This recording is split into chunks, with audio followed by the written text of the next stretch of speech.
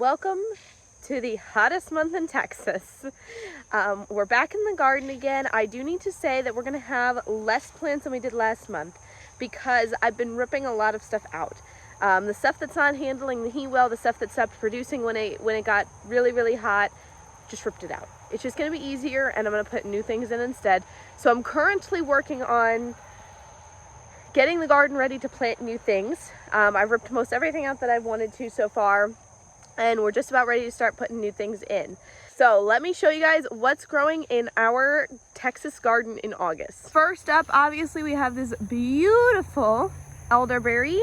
I think I've said before, I believe this one is 4 years old, this elderberry bush. Never pruned it, never have done anything to it, never needed to even water it. Elderberry is a native here in Texas, and so if you're looking for some really easy, huge shrub to grow, elderberry's it, guys. It's gorgeous, it attracts the bees, it produces these beautiful berries that you can use for lots of different things. So we have 2 bushes that are 4 years old, and then we have 2 more bushes that didn't produce this year because they're only like 1.5 years, 2 years old. This is one right here, it's a little bit smaller, as you can see. They're sort of all growing together, so if you can't tell the difference, totally okay.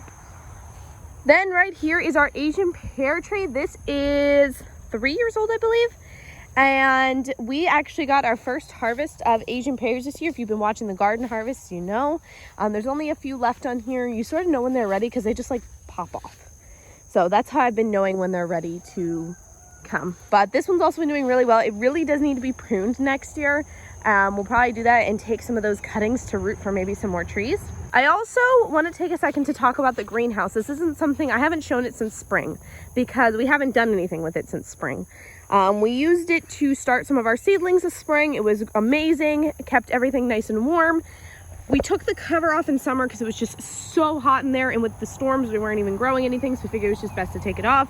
We've had the frame here down here the whole time, and the shelves and the pots and stuff. So our plan is, I've already had Joshua weed eat down here. He needs to do the back a little bit better. And then we're gonna lay down landscape fabric to block everything out so we don't have to continue to weed eat. The shelving is going to stay, so we can leave stuff down here, put seed trays down here, pots.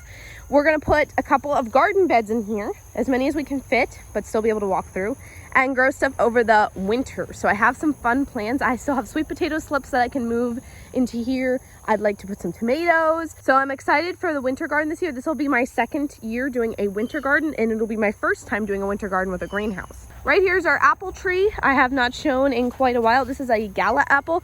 We do not have any other apples right now. We need to probably put some more in. Just have not gotten around to it yet. There's very specific times that you can plant trees here in Texas. Personally, I like planting trees in fall because they seem to do better. But we need to get another apple tree if we ever want this one to pollinate. Because it's so young, it hasn't even really flowered yet, so it's not too big of a concern. But if we ever want it to produce any kind of fruit, we have to get something that it can cross-pollinate with. I also have this seed kit from Lush and Do that has pear tree seeds, cherry tree seeds, and I think plum tree seeds. And I'm thinking about trying them this fall, maybe starting them in the greenhouse to try it out and see what we think. Right here is the loofah. I've been showing this for quite a couple months now, and it seems to get bigger every time I show it. I'm waiting for, we have a lot of loofah pods on it, like so many loofah pods. I mean, look at these. There's just like, there's 3 or 4 of them right here. I'm waiting for them to dry out to pick them because I want to turn them into sponges and seeds.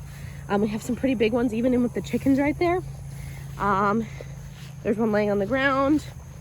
We got some inside here hanging. You can see them. That one seems to be drying out. And the thing is, once one starts drying out, they're all going to start drying out because they all sort of sprouted up around the same time. I see it still producing even little ones. And let me tell you guys something. The bees love this thing. They love this thing. I have not seen bees like something more. I'm serious. They love the loofah. So if you have room in your garden for it, guys, and you want to attract those bees, I have not come down here one time and not seen at least 50 to 100 bees on it at any given time, unless it was raining. But even right now, you can see the bees flying all around, getting that nectar out of the leaves. I don't know what they love about it so much. I don't know if it's the color. They don't really smell. I don't know what it is, but they love it. They love it so much. So this is one bed that I still need to put a little bit of work into. So if you watched our last garden harvest, these pepper plants are doing so much better than they were. They were so sad looking, and now they just look so much nicer. So I think they just needed some more watering, which we were able to do, and they're already putting more flowers on and more peppers. These pole beans I have got to get rid of. I keep not doing it because I see all the flowers and I think, oh, they're gonna give me beans, but I only am getting like one here and there, one or two. It's not really worth it. So I don't know what's happening. Maybe there's animals that are coming and taking the beans, but I'm not getting anything off of them. So it's time for me to just get rid of them. It's really hard sometimes as a gardener to decide to rip out a plant, but especially if you think it's still gonna produce, but I have to just do it. So I'm gonna have to rip these out. I'm thinking maybe if I still have time, I might put another round of pole beans in this bed. They did really, really well at first. We got a decent amount off of them. We were eating a lot of them. So maybe they're just tired out too from the summer. Here's the other side of that loofah plant, by the way. Also, I do just want to mention, I'm gonna skip some stuff that like I always show in the garden tours. Like we've got blackberry bushes, I show them every month. I'm gonna try and stick to some stuff that we've been changing a lot or is new this time around, and not try and be super repetitive and show you guys the same things over and over and over again. Next up is this bed. This bed has been giving us a lot of food. We have the cucumbers. This I just harvested off of the other day. That one looks pretty good. And we have the peppers. Now the peppers have some hornworm damage. As you can see, I found a hornworm the other day. And then after I found a hornworm, I sprayed with BT. BT is gonna get rid of those hornworms organically. It's not gonna hurt other bugs. It specifically targets caterpillars and worms.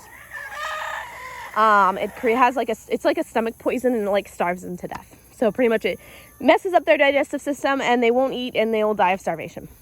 So it seems to work. I'll reapply it again in like a week. But you can see I've also been harvesting off of these peppers. They're doing really well. They got a lot of fruit on them. This has to be one of our best years of peppers. They seem to get better and better every year. And it's starting to rain, so I'm gonna try and hurry up. This is a bed I've been working on for the last couple days. This is Johnson grass, but I was saying this on my TikTok live stream the other day. This Johnson grass isn't even in the bed. It just makes the bed look bed by being behind it. So I have to rip it out, which I will do. But we have the zinnias, which I haven't really been picking from because I want the bees to be able to get them. So I've just been coming through and removing the dead heads, which is a lot of work when you have as many zinnia plants as we do. But these things are literally all over the garden this year. And they just sort of come up on their own. Zinnias are super easy if you guys live in Texas. You plant one, you'll have 50 more next year. So highly recommend. Then we have another pepper plant here. This one doesn't seem to have any really hornworm damage, but I sprayed it with BT anyway. And then we have this tomato plant, also seemed to be slightly attacked by hornworms. You can see some damage going on here, died. But I did spray it a couple of days ago and it looks so much better already. So we're getting flowers and fruit again, and I have been harvesting off of this one. In this bed, we don't really have a lot. Like I said, I've been working on the weeds lately, so you're gonna see a lot of freshly mulched beds, which may not have a lot actually in them. We have a zinnia there, and this severely damaged eggplant. Again, hornworm damage, I believe. Sprayed it with BT. Not sure if it's gonna survive. It definitely looks much better though. In these grow bags, we freshly mulched these, and I reset up the irrigation in them. I'll show you guys my irrigation setup for these grow bags then. I know a lot of people don't like black grow bags in Texas. I've had really good success, and with the irrigation, it's been even better. So we put some bush beans in these to hopefully get a little fall harvest of beans this year, or another harvest of beans. We got a decent one in spring. A zinnia that popped up in there. This bed's not really being used for anything, so it just has some weeds. An eggplant and some beans in this one as well. That's a small eggplant that was also being attacked that is sprayed. In this bed, I freshly mulched it, so you're gonna see some sad looking cucumber plants because I moved them around and ripped a lot of them around trying to get this mulch. So that's why they look slightly sad, but you can see like they don't look that bad. It's just where I mulched. So I mulched really good in here to try and get the weeds suppressed around the cucumbers. But this is a nice metal garden bed that I have cucumbers in. I've been picking off of these, and these are pickling cucumbers. We have a tomato plant here that's been laying on the ground. Oh look, there's a cucumber. This tomato plant was really sad over the summer, but it's actually looking so good now, and it's coming back, and it's got flowers and everything. So I'm happy. There's another zinnia. We have a lot of pinks, and I think we have one red zinnia. We only had like 2 zinnia plants last year, and they were both pinks. So now our entire garden is pink zinnias. That grow bag, I believe also has beans in it. It should. We might need to replant. That one has beans. And then this is actually my irrigation setup. So I have this irrigation running in 4 grow bags, metal garden bed, 4 more grow bags. It's a solar irrigation system that runs off of a bucket of water, and there's a timer back there behind the bucket that it comes with. The only thing that you need is the bucket. It comes with the hose, the solar panel, the timer, all the tees and drippers, and the hose comes in like a roll, so you just cut it to whatever you need. I'm going to leave that link down below. I leave a lot of my gardening products linked down below, guys, when I do garden tours, so you guys can all check them out, but I'll leave that one too, so you guys can look at that.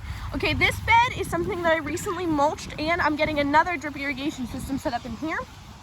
I recently mulched it because it had a lot of weeds. The summer plants just recently got ripped out, so we're going to be planting some more stuff in here soon now that I have it weeded and mulched well. Another zinnia, an eggplant, which I sprayed.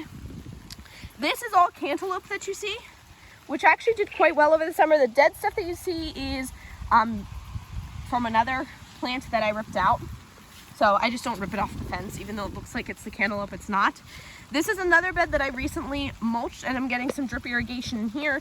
All we have in this bed right now is the cantaloupe and the eggplant. So what I'm gonna do is, once I finish getting that part weeded and mulched, we'll set up the drip and we'll plant something else in here.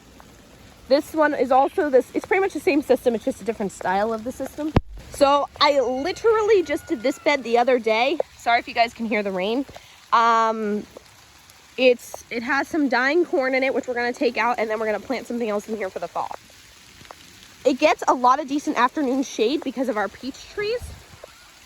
So definitely going to put something for fall in there. All right, I got to take a quick break, but I'm letting Joshua use one of my garden beds for his quail right now so that they can spend some time outside. Don't worry, they have a board covering, so they have a dry place to go while it rains. All right, now that it's done raining, we did that bed last, and I showed you guys the quail. Now we're going to move over here. This tomato also had a lot of hornworm damage. As you can see, it's still sort of recovering. But look, since I sprayed it, we're getting new growth, and it hasn't been eaten yet. So that's good news. But the rest of this, ooh, that's sad looking. And then we also have a zinnia in this tub, obviously. I have nothing else in here, but this also gets a decent amount of shade in the afternoon, so we should put some fall crops in there as well. Obviously, we have the grapes going all down the fence here and the peach trees over there. And then over here, we have a couple of pallet garden beds.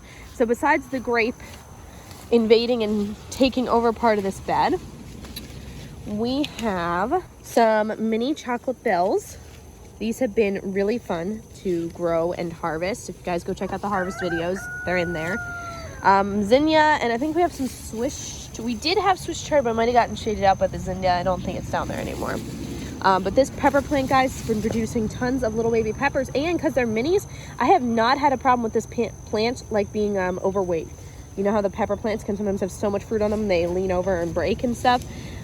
Have not had that problem with this. Here we also do have some, that's grape, and then the darker one is cantaloupe. The grape is just like getting in everything right now, so we'll have to prune that back in spring.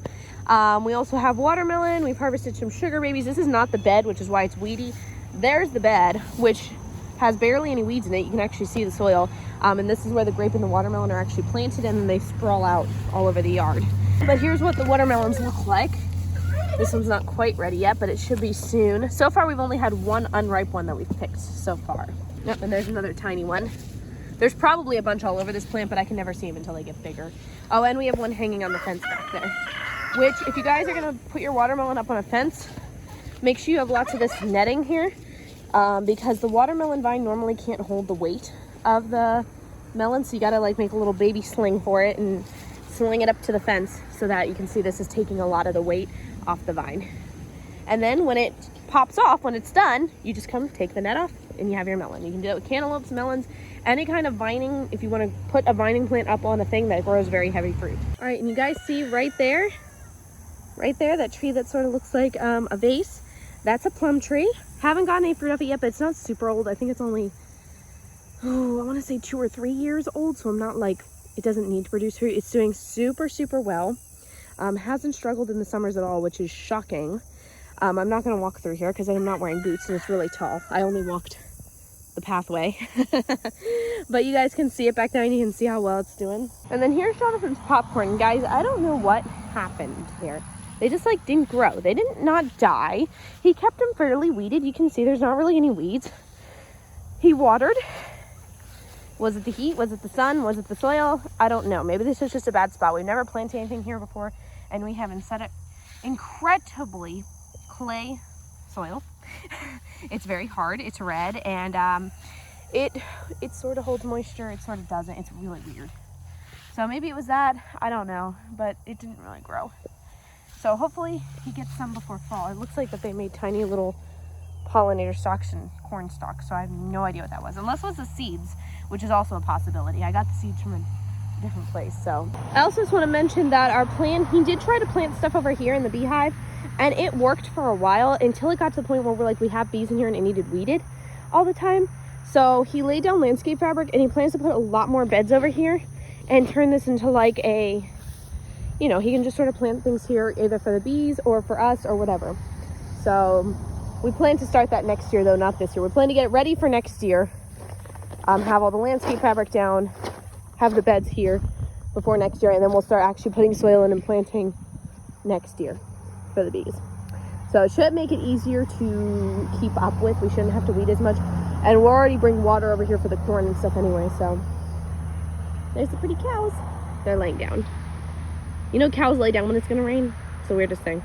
You'll see, like, you'll go by fields of like hundreds of cows laying down, and then a lot of times it rains because they're trying to keep a spot dry. And there's the babies. So our herb garden also hasn't really changed a lot since the last time I showed it to you guys. A lot of our herb garden is perennial, so it doesn't really change very often. We've got echinacea, comfrey, tansy, bergamot, oregano, peppermint. Bailey actually did put some sunflowers in there for the fall. A zinnia plant, that's where we have our red zinnia plant. And then in the beds in front of the herb garden also hasn't changed a lot. We've got zinnias and sweet potato up there. Purple sweet potato. You guys know I like my purple sweet potato in Texas. Super easy to grow. Highly, highly recommend. And we still have that lilac bush that we've had for a couple of years now. So yeah, that's what we got going on in the garden, guys. Let me say, the summer was very, very hard on the garden. We lost a lot of stuff got pests on it because it was weakened already from the heat.